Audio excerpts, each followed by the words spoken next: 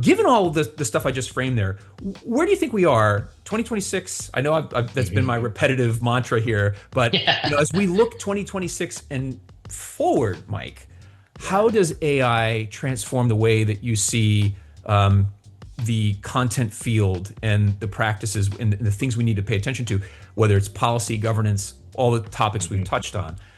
What are your views, and what should we be excited and feel a lot of confidence about? And then perhaps what are you chiefly worried about?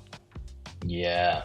Great question. And when I think about AI in the content space, I think of it, I look at it through three different lenses. The first is you as a content professional, right? Managing content, guiding content strategy, using AI to facilitate that process, or I should say, using AI to manage all aspects of the content lifecycle. That's one lens I look at it through.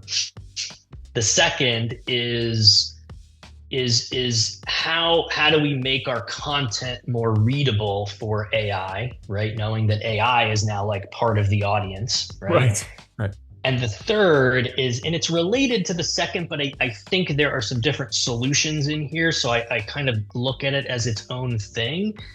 But how do we prepare our content to be used by AI, not making it readable for AI, but how do we govern it in a way to make sure that it's accurate and up to date so that when it's used to train AI or be consumed in some sort of a generative AI chatbot experience, that content is good enough to do that. And Matt, I've spoken and written a little bit about this concept of how AI is making content king again.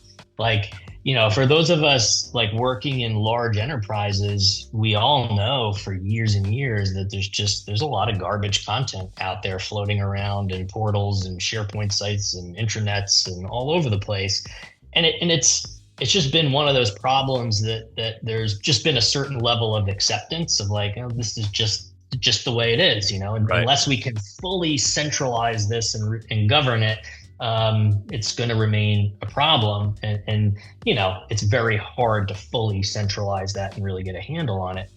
But now everybody wants to say, oh, we're going to plug this chatbot into all this content and it's going to give you answers to everything. And because of that, content is now under a microscope. Like if there are inaccuracies, if there's redundant content that's even slightly conflicting, or it's not clear, you might have a bunch of different pieces of content on the same topic that are just slightly geared toward different audiences. And if that's not clear to an AI, chatbot, you're going to get incorrect answers.